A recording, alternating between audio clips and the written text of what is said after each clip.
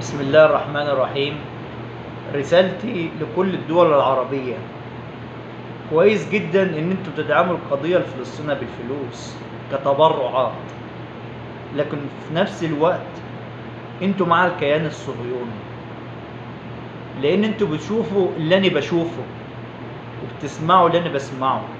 بس انا شاب قليل الحيلة، مغترب، بشتغل وبطفح الكوت عشان خاطر ابني وزوجتي. انا عندي ابن ما شاء الله داخل في 4 سنين. لما بشوف طفل عنده 4 سنين مذبوح وتحت الانقاض وفي المستشفى مفيش دواء ويضربوا المستشفيات، يعني وصلت لعدم الانسانيه ضرب المستشفيات.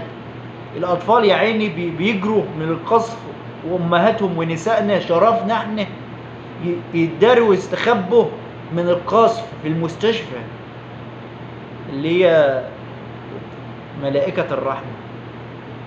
يضربوا المستشفيات وكل شوية يبعتوا لهم تهديدات ان هم يسيبوا الاطفال يموتوا، ما يموتوش، المهم يخلوا المستشفى. لكن انتوا بتشوفوا زماني بشوف، انتوا دول عربية وقوية ولكوا كلمة. 22 دولة عربية، منهم دول أقوياء ماديا يقدروا يسيطروا على العالم، عندهم البترول وعندهم النفط وعندهم كل حاجة، لكن حاطين على عينهم غشاوة وقافلين أذنهم وحاطين كمامة على بقهم ما يتكلموش، وإن اتكلموا ما بياخدوش رد فعل. أمريكا جابت أسطول من عندها، أسطول بحري، غير فرنسا ألمانيا ودول أوروبية بتدعمها. وعلى الهواء أعلنت الحرب، ليست على حماس زي ما هم بيقولوا، لكن على 2 مليون غزاوي في غزة. 2 مليون منهم أطفال وحريم ونساء، ما لا معاهم سلاح وعزل، مساكين ومتحاصرين بقالهم يجي 15 سنة، لا مية ولا كهرباء ولا أي خدمات في الدنيا. يضربوهم ويبيدوهم قدامنا بحجة الإرهاب، حجة المقاومة. ما تقاومش، انت تغتصب، تموت، تتحرق، ما تقاومش. انت مسلم فلسطيني، لكن هذه أرض إسرائيل، دي الرواية الإسرائيلية. فاحنا عايزين نشوف حل الموضوع ده، مش نقعد بقى ايه هنبعت تبرعات ووصل كل شويه، لا مش هتبعته، مش عارف ايه. والناس انا لسه شايف الوقت ده غاره بيقول انها ربع قنبله ذريه مضروبه في حيين 3 قدام عيني، اطفال بتصرخ تحت الانقاض، وحريم وشرف الامه ورجال وشيوخ لا في قدرات تتخرج من تحت الانقاض، ولو خرجوا يروحوا المستشفى هيتضربوا، ولو فكروا يعملوا تجمعات هيبيدوهم اباده بشريه. وعلى الهوا وكله شايف، كله شايف.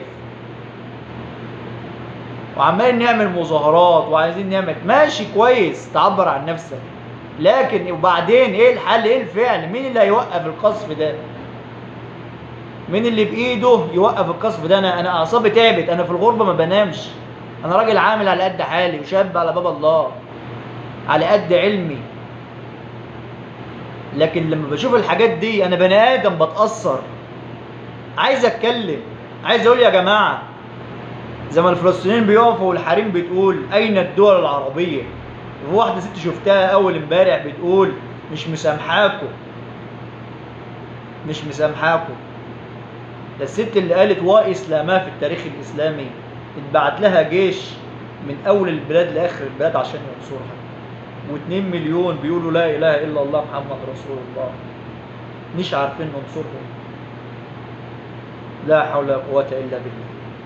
حسبي الله ونعم الوكيل في كل حد شايف اللي بيحصل ودعم العدو عشان يتقتل، والدنيا بتلف وتدور، كل يوم بيجي ميعاد لحد فينا. انت عملت حاجة بتلف الدنيا وبتيجي عليك في الاخر، وكله برضه هيقف يتفرج عليه وهيبص وهيشوف. اذا تركت اخيك للذئاب تأكله فتجوع الذئاب يوما ما وسيأكلوه.